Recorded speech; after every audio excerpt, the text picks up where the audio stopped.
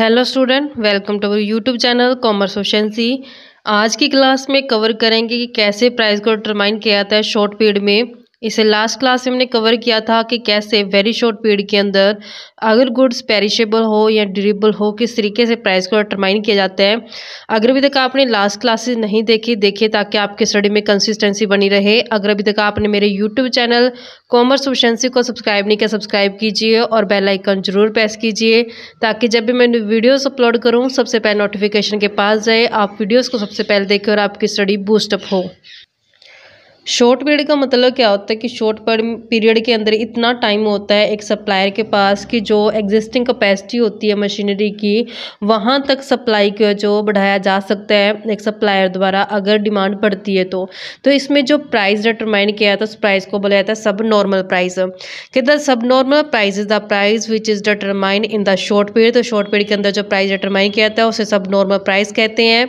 In short period the industry can increase the supply up to existing capacity of firm, यानी कि यहाँ पे जो स्टॉक होता है एक फर्म द्वारा सिर्फ उसकी एग्जिस्टिंग कैपेसिटी तक ही बढ़ाया जा सकता है। Industry supply curves in short period is a summation of firm supply curve.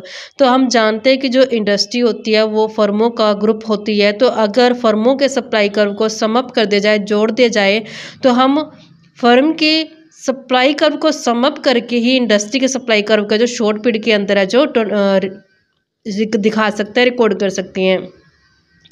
The short run supply curve of the firm is that portion of marginal cost curve. कहते हैं यहाँ पे जो शॉर्ट रन के अंदर सप्लाई कर्व होता है firm का वो हिस्सा होता है मार्जिनल कॉस्ट कर्व का जो एवरेज वेरिएबल कॉस्ट के अबव पाया जाता है। In other words, the firm will continue to produce in the short period even when they are incurring the loss of average fixed cost। तो यहाँ पे short run के अंदर एक जो फर्म होती है वो अपनी एवरेज फिक्स्ड कॉस्ट की लॉस का जो उठा सकती है। अगर एक टाइम पे फिक्स्ड कॉस्ट पूरी नहीं होती है तब भी फर्म अपने बिजनेस को कंटिन्यू करती है। प्रोडक्शन जो गुड्स का प्रोड्यूस करना वो छोड़ती नहीं है, क्योंकि फिक्स्ड कॉस्ट अगर इस साल कवर नहीं होती तो कोई बात नहीं, नेक्स्ट कवर हो जाएगी। लेकिन जो जरूरी होते हैं वो वेरिएबल कॉस्ट पूरी करनी जरूरी होती है, क्योंकि जो वेरिएबल कॉस्ट होती है बिजनेस की रनिंग के लिए बहुत ज़रूरी होती है। अगर वेरिएबल कॉस्ट पूरी हो रही है एक बिजनेस द्वारा तो फर्म कंटिन्यू रखते हैं प्रोडक्शन को। अगर एक टाइम पे फिक्स्ड कॉस्ट कंप्लीट नहीं हो पा रही तो कोई दिक्कत नहीं, तो यहाँ पे फिक्स्ड कॉस्ट कंप्लीट नहीं हो पा रही इस बार तो वो नेक्स्ट ईयर हो जाएगी, तो तब भी फर्म क्या करते हैं कंटिन्यू रखते हैं। तो यहाँ पे जो लॉस होता है एवरेज फिक्स्ड कॉस्ट का तो वो फर्म उठा सकते हैं शॉर्ट पीरियड के अंदर। It is because even if the firm shut down or cease to produce in the short period, क्योंकि अगर एक टाइम पे फर्म ने बंद भी कर देना प्रोडक्शन शॉर्ट पीरियड के अंदर तब भी उसको फिक्स्ड कॉस्ट का लॉस तो उठाना ही उठाना पड़ेगा, क्योंकि फिक्स्ड कॉस्ट वो कॉस्ट होती है चाहे प्रोडक्शन किया जाए चाहे प्रोडक्शन ना किया जाए तब भी वो इंकर होनी ही होनी होती है। Industry short run supply curve will be relatively more elastic than very short period supply curve. तो यहाँ पे वेरी शॉर्ट पीरियड के कंपेरेटिवली जो शॉर्ट पीरियड का सप्लाई कर्व होता है थोड़ा इलास्टिक होता है, क्योंकि यहाँ पे इतना टाइम होता है कि वो फर्म अपने आउटपुट को एग्जिस्टिंग कैपेसिटी तक जो बढ़ा सकती है। तो इसको समझने की कोशिश करते हैं कि डायग्राम की हेल्प से अब हम डायग्राम ड्रॉ करते हैं। ये हमारे पास ओ वाई एक्सिस है और ये हमारे पास ओ एक्स एक्सिस है।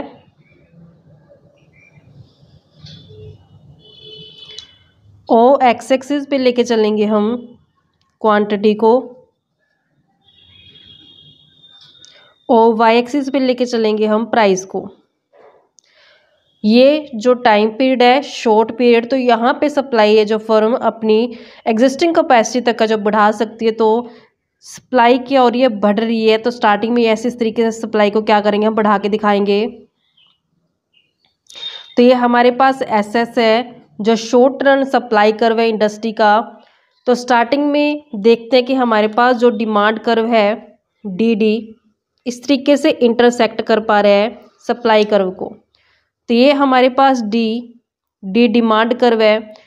तो यहाँ पे इस पॉइंट के ऊपर सप्लाई और डिमांड ने इंटरसेक्ट किया है, तो ये हमारे पास इक्विलिब्रियम पॉइंट आ गया जहाँ पे डिमांड सप्लाई एक दूसरे को इंटरसेक्ट करते हैं। तो इसके सामने हम इस तरीके से लाइन ड्रॉ करेंगे तो ये हमारे पास इक्विलिब्रियम प्राइस हो जाएगा। इस तरीके से अगर डाउनवर्ड बिलो किया हमने ड्रॉ किया पॉइंट तो हमारे पास ये क्वांटिटी आ जाएगी, यानी कि इक्विलिब्रियम पॉइंट आ गया जहाँ पे डिमांड सप्लाई एक दूसरे को इंटरसेक्ट किया। तो ये हमारे पास इतना प्राइस है और इतनी हमारे पास क्या है क्वांटिटी है। अगर मान लेते हैं कि शॉर्ट पीरियड के अंदर जो डिमांड है वो बढ़ गई है, डिमांड बढ़कर अपवर्ड शिफ्ट हो गई है, तो इसका रिजल्ट क्या देखने को मिलेगा। ड्रॉ करते हैं कि डिमांड बढ़ के अपवर्ड हो गई। तो यहाँ पे जैसे डिमांड बढ़ के अपवर्ड हुई है तो डिमांड शिफ्ट हो गई D1 हो चुका है पॉइंट। तो डिमांड कर्व ने नए वाले डिमांड कर्व ने सप्लाई को यहाँ पे कट किया, तो नए वाला इक्विलिब्रियम कहाँ होगा, यहाँ पे होगा। तो इसके सामने जो हमारे पास प्राइस आता है तो ये प्राइस इतना हो गया और क्वांटिटी जो इतनी हो गई है।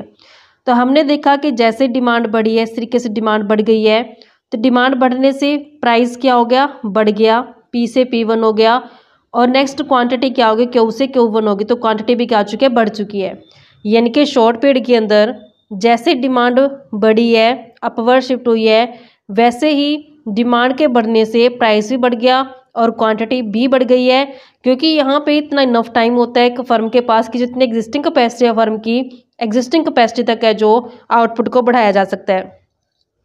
नेक्स्ट, अगर ऐसे मान लेते हैं कि जो डिमांड है प्रोडक्ट की वो डाउनवर्ड शिफ्ट हो गई है, यानी कि डिमांड क्या हो चुकी है, कम हो चुकी है, तो यहाँ पे इफेक्ट क्या देखने को पड़ेगा कि जब डिमांड कम होकर के D2 शिफ्ट हो गई है, तो यहाँ पे डिमांड के कम होने से तो डिमांड और सप्लाई ने एक दूसरे को यहाँ इंटरसेक्ट किया, तो रिजल्ट क्या देखने को मिला कि जो प्राइस था प्राइस भी डाउन हो गया और जो क्वांटिटी थी क्वांटिटी भी क्या होगी, डाउन होगी। तो यहाँ पे नए वाला प्राइस P2 हो चुके हैं, प्राइस डाउन हो चुके हैं, जैसे डिमांड क्या गई है, डाउन गई है, ऊपर से जो क्वांटिटी है वो भी क्या जा चुकी है, डाउन जा चुकी है। तो ये नए वाला पॉइंट हमारा इक्विलिब्रियम यहाँ पे शिफ्ट हो गया। तो यहाँ पे हमने देखा कि शॉर्ट पीरियड के अंदर कि जैसे डिमांड बढ़ी तो प्राइस भी बढ़ा और सप्लाई भी बढ़ चुकी है। ऐसी अगर डिमांड कम हुई तो हमने देखा कि प्राइस भी कम गया और जो डिमांड है वो भी क्वांटिटी भी क्या हो चुकी है, कम हो चुकी है। क्योंकि यहाँ पे फर्म एग्जिस्टिंग कैपेसिटी जो होती है फर्म की, वहाँ तक सप्लाई को जो बढ़ा सकती है। नेक्स्ट टाइम पीरियड आता है कि किस तरीके से लॉन्ग पीरियड के अंदर प्राइस को डिटरमाइन किया जाता है। तो लॉन्ग पीरियड इतना इनफ टाइम होता है कि जहाँ पे डिमांड सप्लाई को जो एडजस्ट कर सकते हैं, तो जो प्राइस होता है यहाँ पे नॉर्मल प्राइस होता है। तो यहाँ पे जो इफेक्ट पड़ता है प्राइस के ऊपर वो सप्लाई का ज़्यादा इफेक्ट पड़ता है एज़ कम्पेयर टू डिमांड। क्योंकि जब हमने दोनों टाइम पीरियड कवर किए, इससे पहले वेरी शॉर्ट पीरियड और शॉर्ट पीरियड, तो वहाँ पर हमने देखा था कि प्राइस के ऊपर सप्लाई से ज़्यादा डिमांड का इफेक्ट पड़ रहा था।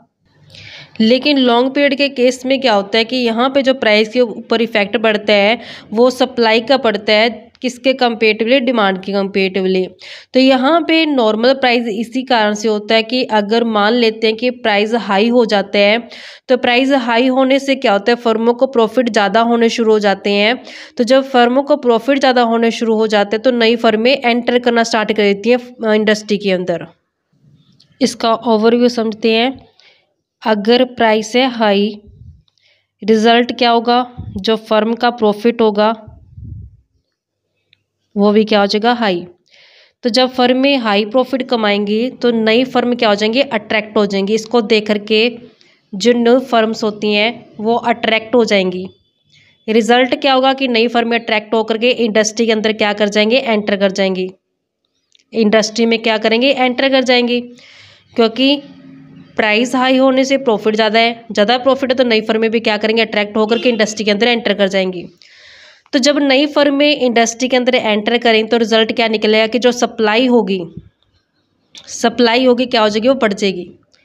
तो जब सप्लाई बढ़ जाएगी, सप्लाई बढ़ने से रिजल्ट क्या होता है, हम जानते हैं कि सप्लाई जब बढ़ जाते हैं तो प्राइस क्या होते हैं, डाउन चले जाते हैं। जब सप्लाई बढ़ जाते हैं तो प्राइस क्या होता है, डाउन चले जाते हैं। तो यहाँ पे रिजल्ट क्या होगा इस चीज़ का, प्राइस डाउन जाने का, कि जो फर्में पहले हाई प्रॉफिट ले रही थी अब क्या हो जाएंगी, वो नॉर्मल प्रॉफिट पे आ जाएंगी।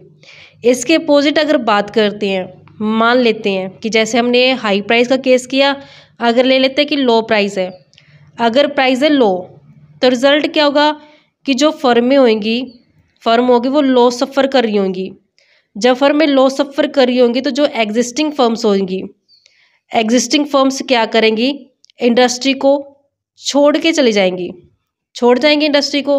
रिजल्ट क्या होगा कि इससे सप्लाई जो होगी कम चली जाएगी। सप्लाई कम जाने से प्राइस क्या हो जाएगा, हाई हो जाएगा।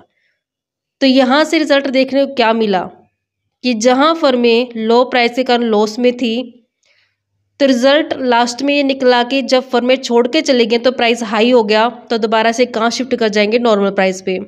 तो ये कारण रहता है लॉन्ग पीरियड के अंदर फर्मों के नॉर्मल प्रॉफिट का, ना ही तो हाई प्राइस में वो रह पाती, ना ही लो प्राइस के केस में रह पाती। तो अल्टीमेट उन्हें कहाँ शिफ्ट होना पड़ता है, जाकर के नॉर्मल प्राइस के ऊपर शिफ्ट होना पड़ता है। अपने आप है जो वो एडजस्ट हो जाती हैं अकॉर्डिंग टू जो अपने मार्केट सिचुएशन होती है। एक्सप्लेनेशन कवर करते हैं इसकी। जो नॉर्मल प्राइस होता है लॉन्ग पीरियड के अंदर जो प्रिवेल करता है मार्केट में, नॉर्मल प्राइस कहलाता है। इसको हम लॉन्ग पीरियड प्राइस के नाम से भी जानते हैं। नॉर्मल प्राइस के ऊपर जो इफेक्ट पड़ता है ज़्यादा वो सप्लाई का पड़ता है as compare to demand. Marshall कहते हैं कि नॉर्मल प्राइस वो प्राइस होता है जो मार्केट के अंदर चल रहा होता है when full time is given to force of demand and supply to adjust themselves, यानी कि जब डिमांड और सप्लाई के पास इनफ टाइम होता है एडजस्ट होने के लिए, तो उस टाइम पे जो प्राइस कहलाता है वो कौन सा प्राइस कहलाता है, normal price. It is clear from this definition that normal price is one that tends to prevail in the long period. तो यहाँ पे क्लियर होते हैं कहते हैं इस डेफिनेशन से कि जो नॉर्मल प्राइस वो होता है जो लॉन्ग पीरियड के अंदर मार्केट के अंदर चल रहा होता है। Under perfect competition in the long run supply get sufficient period to adjust itself to the change conditions in demand. क्योंकि परफेक्ट कंपटीशन के अंदर लॉन्ग पीरियड में इतना इनफ टाइम होता है सप्लाई को भी, सप्लाई एडजस्ट हो सकती है जो भी डिमांड के अंदर चेंजेस आ रहे हैं। यानी कि डिमांड बढ़ गई तो लॉन्ग टाइम इतना इनफ टाइम होता है कि सप्लाई को हम आसानी से बढ़ा करके डिमांड को पूरा कर सकते हैं। तो यहाँ पे अगर सप्लाई लेस देन डिमांड है, मतलब सप्लाई कम है डिमांड से, तो यहाँ पे रिजल्ट क्या होगा कि प्राइस बढ़ जाएंगे, क्योंकि जब सप्लाई कम होती है प्राइस क्या होते हैं, बढ़ जाते हैं। प्राइस बढ़ने से जो प्रॉफिट होते हैं प्रोड्यूसर को वो ज़्यादा होने शुरू हो जाते हैं, जैसा कि हमने समझा था ओवरव्यू के अंदर। सप्लाई कम प्राइस ज़्यादा तो प्रॉफिट भी क्या हो जाएंगे, ज़्यादा हो जाएंगे। जब प्रॉफिट ज़्यादा होते हैं तो नई फर्में अट्रैक्ट हो जाती हैं, नई फर्में जब अट्रैक्ट होती हैं तो सप्लाई बढ़ जाती है, जिससे क्या होता है कि जो प्राइस नॉर्मल प्राइस के ऊपर आके अटक जाते हैं। ऐसे अगर सप्लाई ज़्यादा होती है तो रिजल्ट क्या होता है, प्राइस कम हो जाते हैं। जब प्राइस कम हो जाते हैं तो फर्मों को लॉस होना शुरू हो जाता है। तो इस लॉस से बचने के लिए कुछ फर्में क्या करती हैं, इंडस्ट्री को छोड़ के चली जाती है, जिससे टोटल सप्लाई कम हो जाती है और दोबारा फिर प्राइस क्या होता है, नॉर्मल लेवल के ऊपर जाकर के अटक जाता है। इसको एक एग्जाम्पल और डायग्राम की हेल्प से समझते हैं। अब हम डायग्राम की हेल्प से हम समझते हैं इसको। तो हमारे पास ये ओ वाई एक्सिस है, ये हमारे पास ओ एक्स एक्सिस है। ओ एक्स एक्सिस पे लेके चलते हैं हम क्वांटिटी को, ओ वाई एक्सिस पे लेके चलते हैं हम प्राइस को।